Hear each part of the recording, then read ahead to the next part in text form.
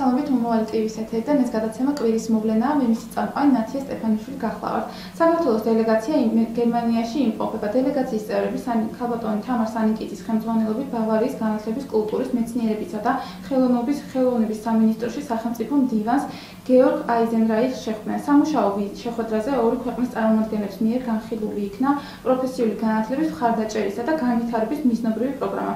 სწორედ ამ საკითხთან დაკავშირებით მოვიწვიე სოხუმის სახელმწიფო უნივერსიტეტის განათლების ფაკულტეტის დეკანი ქალბატონი ლია ახალაძე. მოგესალმებით ქალბატონო ლია, დიდი მადლობა გადაცემაში მოგზაურობისათვის და სანამ ამ უშუალო თემასთან გადავალთ, მინდა პირველ რიგში ვკითხოთ, რომ რომელი თქვათ თქვენ განათლების ფაკულტეტის დეკანი ბრძანდებით და მე მაინტერესებს უშუალოდ და ყველას აინტერესებს მაყურებელსაც თქო და რომელი საერთაშორისო პროექტები გაქვთ მაგალითად უნივერსიტეტში გაცვლითი პროგრამების შესახებ და ასე სოხუმის სახელმწიფო უნივერსიტეტში რამდენიმე გაცვლითი საერთაშორისო პროექტი მოქმედებს. კონკრეტულად განათლების ფაკულტეტზე არის ახალგან დავასრულეთ დუითის საერთაშორისო პროექტი, რომელიც იყო ტემპუსის პროექტი და იყო ევროკომისიის მიერ დაფინანსებული პროექტი.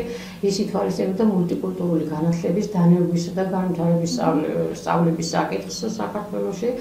ჩვენ რამდენიმე ასე ვთქვათ სილაბუსი შევიმუშავეთ და ეს სილაბუსები პილოტირებული იქნა, მათ შორის თქვენს კურსზეც იქნა პილოტირებული და გამოვეცით ესე ვთქვათ სახელმძღვანელოები და ეს ყველაფერი ესე ვთქვათ ევროკომისიის ეგიდით გაკეთდა.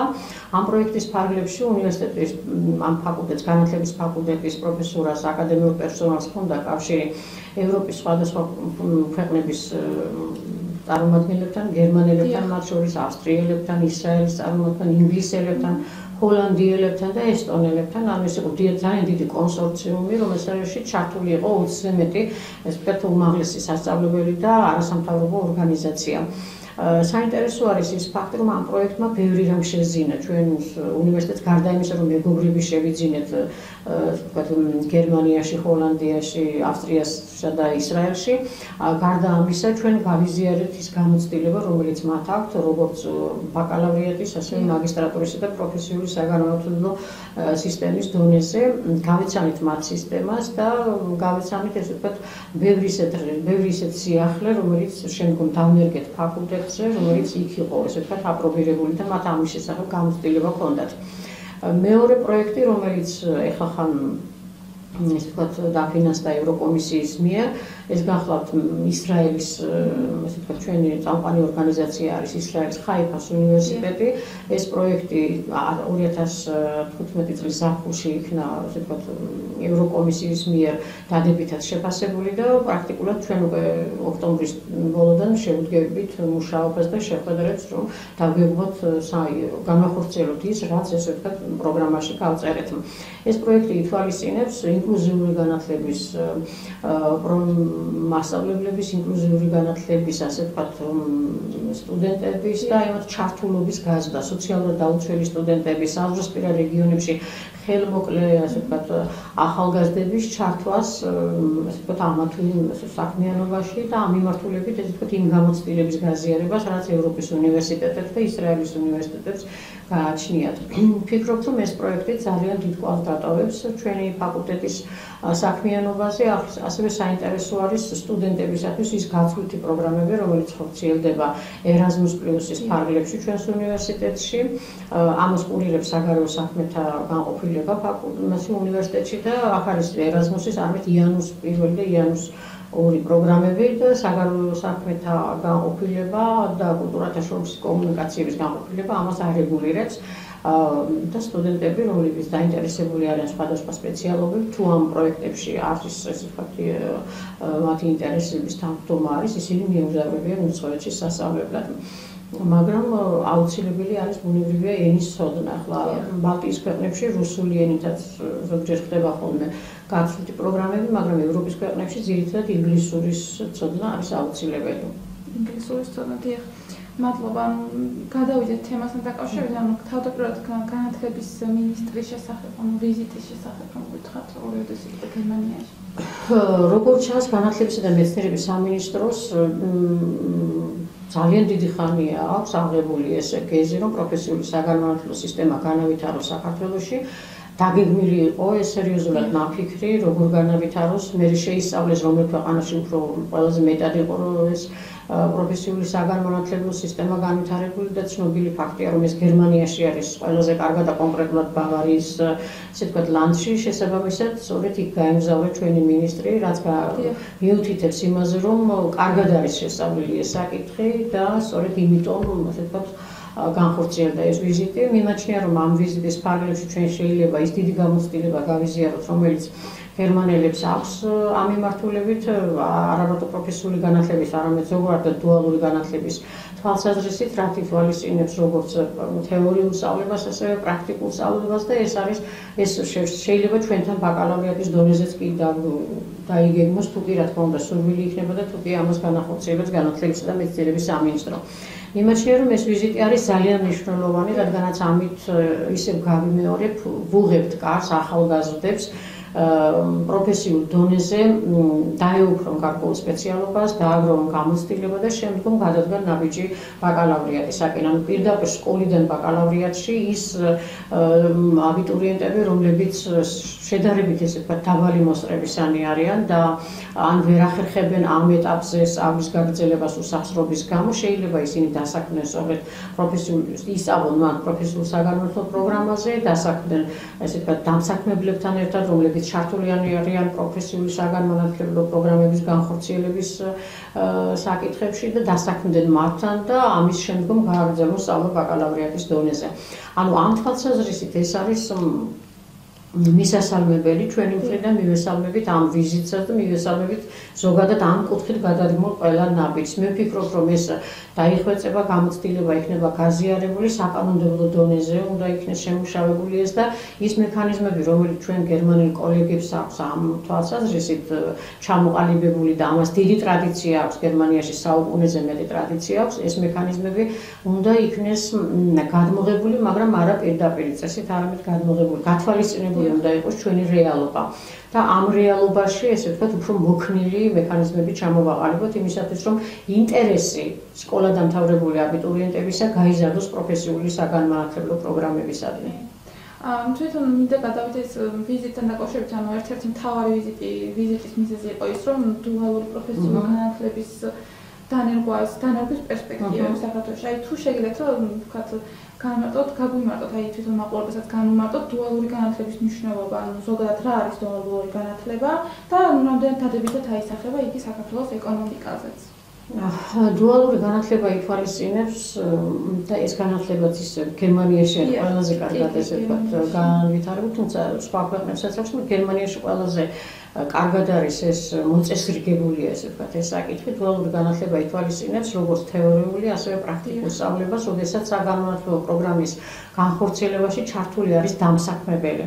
და ჩართული არის ჩვენთანაც არის ახლა ჩართული დამსაქმებელი. ყველა აკრედიტაციის რეჟიმი ითხოვს იმას, რომ დამსაქმებელი იყოს ჩართული საგანმანათლებლო პროგრამის განხორციელებაში პრაქტიკულ კომპონენტში, მაგრამ პრაქტიკული კომპონენტი არის გაცილებით ნაკლები ჩვენთან, ხო?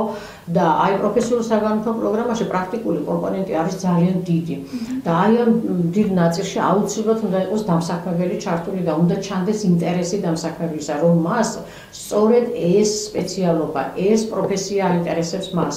და სწორედ ამ პროფესიის, ამ დარგის, ესე ვთქვათ, დამსაქმებელი უნდა იყოს წარმოდგენილი ამ საგანმანათლებლო პროგრამაში და ის უნდა ცდილობდეს როგორმე უფრო დაიხვეწოს ეს საგანმანათლებლო პროგრამა და ასე შემდგომ. ანუ ამ შემთხვევაში ინტერესი უნდა იყოს ორმხრივი, ისევე როგორც გერმანიაში.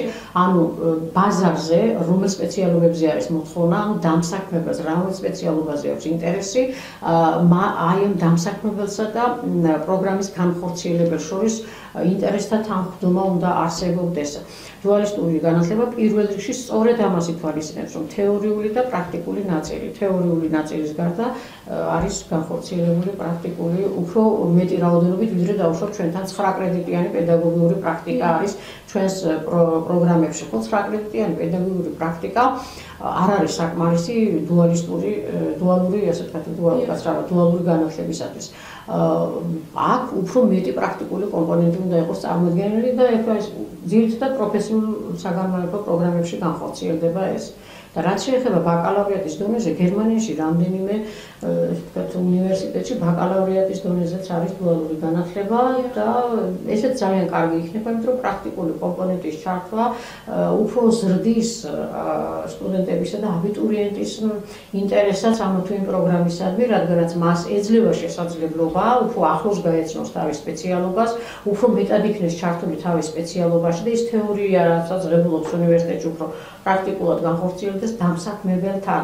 ანუ დამსაქმებლის ინტერესი უფრო მეტად უნდა ჩანდეს და აქვე გაუსვა მხარს პროფესიული საგანმანათლებლო პროგრამების, ესე ვთქვათ, პოპულარიზაცია უნდა განახორციელოს ქართულმა მედია სივრცემ, უნდა მოხდეს, ასე ვთქვათ, მოსახლეობის ინფორმირება, რომ ბაზარზე არის მოთხოვნა აი ამ სპეციალობებისა, როგორ ხდება, რომ პროფესიული საგანმანათლებლო პროგრამას როგორ ახორციელებს ესათმის უნივერსიტეტი, დამსაქმებელი როგორ არის ჩართული, რომ ეს დამსაქმებელი მერე როგორ ასაქმებს მას, პრაქტიკის განხორციელების პროცესი აუცილებლად უნდა იქნეს გადაღებული ადგილზე საინფორმაციო საშუალებების მიერ და ეს უფრო მიმზიდველს გახდეს ამ პროგრამებს და უფრო მეტად, ესე ვთქვათ, ინტერესი გაიზრდება. რა თქმა უნდა, ამას ყველაფერს სჭირდება საკანონმდებლო ბაზა, რომლისთვისაც როგორც ჩანს ემზადება ჩვენი განათლებისა და მეცნიერების სამინისტრო და ამას ემსახურება ქალბატონი თამარ სანიკიძის ვიზიტი გერმანიაში. მე მეინტერესებს თქვენი აზრით რამდენად იქნება საზოგადოებას იმის სურვილი, რომ ჩაასწროს აი ამ დუალური განათლების პროცესში. მე მგონი ეს სურვილი ექნებათ, იმიტომ რომ დუალური განათლება საინტერესო ხა მეც რომ მქონდეს ამ ახალგაზრდა რომ ვიყო დავინტერესდებოდი აუცილებლად, იმიტომ რომ აქ პრაქტიკა და თეორია არის თანაბარ დონეზე პროგრამაში წარმოდგენილი.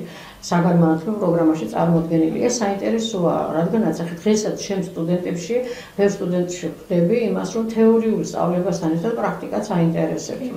ეს მოთხოვნა უკვე არსებობს, ბაკალავრიატის დონეზე არსებობს და უფრო მეტად ექნებათ პროფესიული საგანმანათლებლო პროგრამის დონეზე. და ეს იგრძნობა, ესე ვთქვათ, გამოკითხვებითაც ჩანს, რომ პრაქტიკული საგნები უფრო მეტად აინტერესებთ სტუდენტებს და უფრო მეტად აინტერესებთ ის საგნები, იმიტომ რომ ყოველი პრაქტიკა, რა თქმა უნდა, მომდინარეობს თეორიიდან და ასე შემდგომ და ზოგჯერ პრაქტიკას განახორციელებს ცალკეული თეორიების ჩამოყალიბებას, მაგრამ ეს ერთად როდესაც ხორციელდება, როდესაც სტუდენტმა იცის, რომ ის უფრო მეტ პრაქტიკულ კომპონენტს გაივლის, ეს იქნება მიმზიდველი მისთვის, თანაც დასაქმებაც არის ამაზე მიღებული. უფრო მეტად დასაქმდება სწორედ ამ პროფესიით, ვიდრე იმ მეორე პროფესიით, ვიდრე ბაკალავრიატში ან მაგისტრატურაში